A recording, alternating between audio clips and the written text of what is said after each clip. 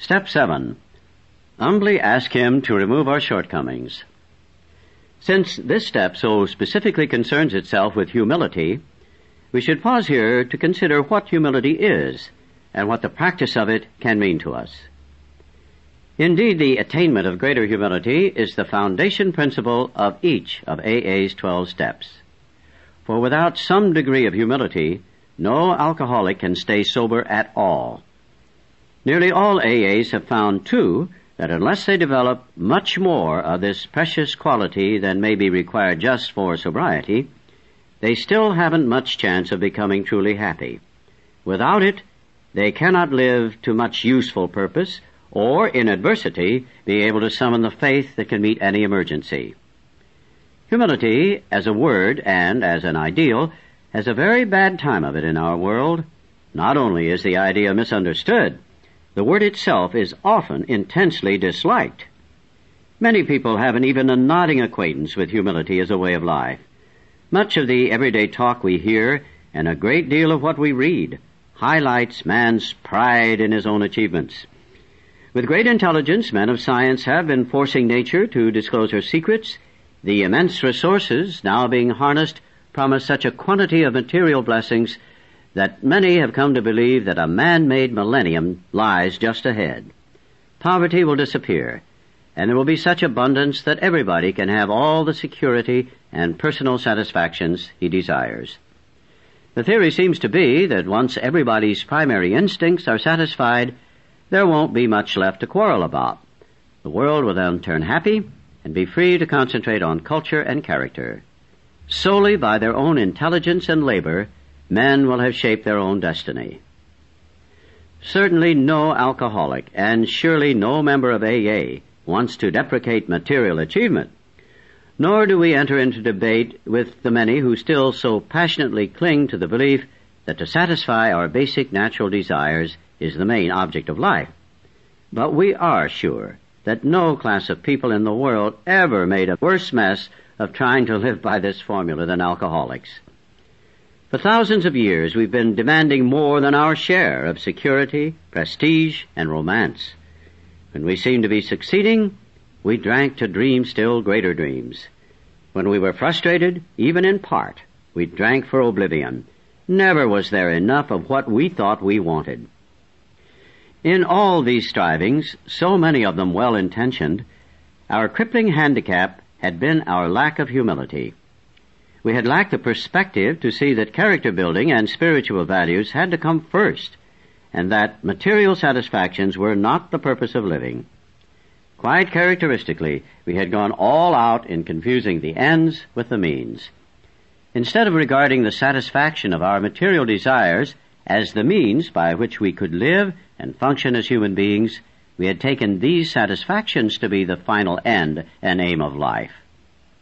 True, most of us thought good character was desirable, but obviously good character was something one needed to get on with the business of being self-satisfied. With a proper display of honesty and morality, we'd stand a better chance of getting what we really wanted. But whenever we had to choose between character and comfort, the character building was lost in the dust of our chase after what we thought was happiness. Seldom did we look at character building as something desirable in itself, something we would like to strive for, whether our instinctual needs were met or not. We never thought of making honesty, tolerance, and true love of man and God the daily basis of living. This lack of anchorage to any permanent values, this blindness to the true purpose of our lives, produced another bad result. For just so long as we were convinced that we could live exclusively by our own individual strength and intelligence, for just that long was a working faith in a higher power impossible. This was true even when we believed that God existed. We could actually have earnest religious beliefs which remained barren because we were still trying to play God ourselves. As long as we placed self-reliance first, a genuine reliance upon a higher power was out of the question. That basic ingredient of all humility, a desire to seek and do God's will, was missing. For us, the process of gaining a new perspective was unbelievably painful. It was only by repeated humiliations that we were forced to learn something about humility. It was only at the end of a long road, marked by successive defeats and humiliations and the final crushing of our self-sufficiency, that we began to feel humility as something more than a condition of groveling despair. Every newcomer in Alcoholics Anonymous is told, and soon realizes for himself, that his humble admission of powerlessness over alcohol is his first step toward liberation from its paralyzing grip. So it is that we first see humility as a necessity. But this is the barest beginning. To get completely away from our aversion to the idea of being humble, to gain a vision of humility as the avenue to true freedom of the human spirit, to be willing to work for humility as something to be desired for itself, takes most of us a long, long time. A whole lifetime geared to self-centeredness cannot be set in reverse all at once. Rebellion dogs our every step at first. When we have finally admitted without reservation that we are powerless over alcohol, we are apt to breathe a great sigh of relief, saying, "Well, thank God that's over. I'll never have to go through that again." Then we learn, often to our consternation, that this is only the first milestone on the new road we are walking. Still, goaded by sheer necessity, we reluctantly come to grips with those serious character flaws that made problem drinkers of us in the first place. Flaws which must be dealt with to prevent a retreat into alcoholism once again. We will want to be rid of some of these defects, but in some instances this will appear to be an impossible job from which we recoil. And we cling with a passionate persistence to others which are just as disturbing to our equilibrium because we still enjoy them too much. How can we possibly summon the resolution and the willingness to get rid of such overwhelming compulsions and desires? But again, we are driven on by the inescapable conclusion which we draw from AA experience that we surely must try with a will or else fall by the wayside. At this stage of our progress, we are under heavy pressure and coercion to do the right thing. We are obliged to choose between the pains of trying and the certain penalties of failing to do so. These initial steps along the road are taken grudgingly, yet we do take them.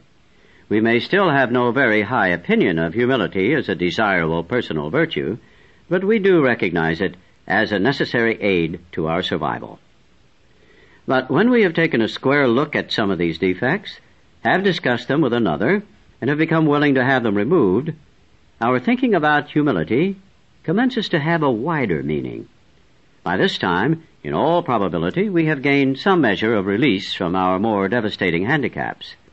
We enjoy moments in which there is something like real peace of mind. To those of us who have hitherto known only excitement, depression, or anxiety, in other words, to all of us, this newfound peace is a priceless gift. Something new indeed has been added. Where humility had formerly stood for a forced feeding on humble pie, it now begins to mean the nourishing ingredient which can give us serenity. This improved perception of humility starts another revolutionary change in our outlook. Our eyes begin to open to the immense values which have come straight out of painful ego puncturing. Until now, our lives have been largely devoted to running from pain and problems. We fled from them as from a plague. We never wanted to deal with the fact of suffering. Escape via the bottle was always our solution. Character building through suffering might be all right for saints, but it certainly didn't appeal to us. Then in AA, we looked and listened. Everywhere we saw failure and misery transformed by humility into priceless assets. We heard story after story of how humility had brought strength out of weakness. In every case, pain had been the price of admission into a new life. But this admission price had purchased more than we expected. It brought a measure of humility, which we soon discovered to be a healer of pain.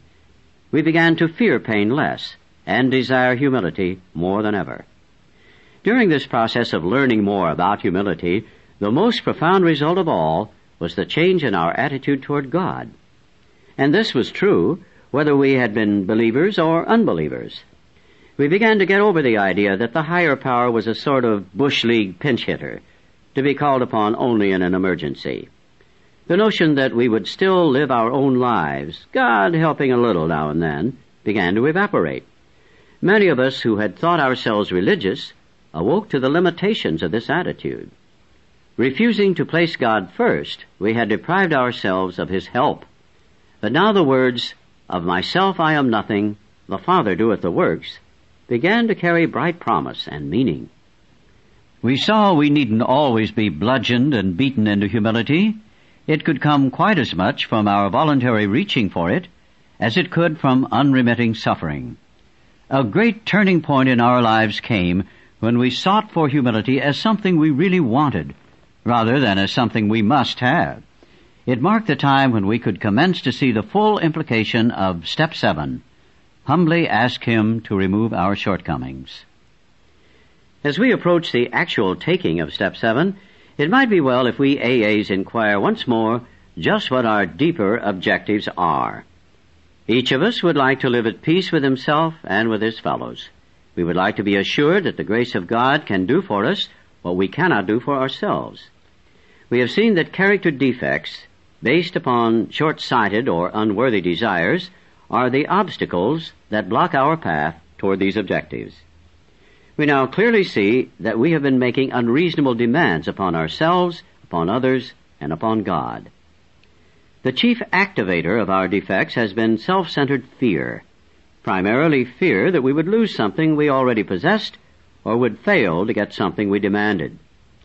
Living upon a basis of unsatisfied demands, we were in a state of continual disturbance and frustration. Therefore, no peace was to be had unless we could find a means of reducing these demands. The difference between a demand and a simple request is plain to anyone. The 7th step is where we make the change in our attitude which permits us, with humility as our guide, to move out from ourselves toward others and toward God. The whole emphasis of Step 7 is on humility. It is really saying to us that we now ought to be willing to try humility in seeking the removal of our other shortcomings, just as we did when we admitted that we were powerless over alcohol and came to believe that a power greater than ourselves could restore us to sanity.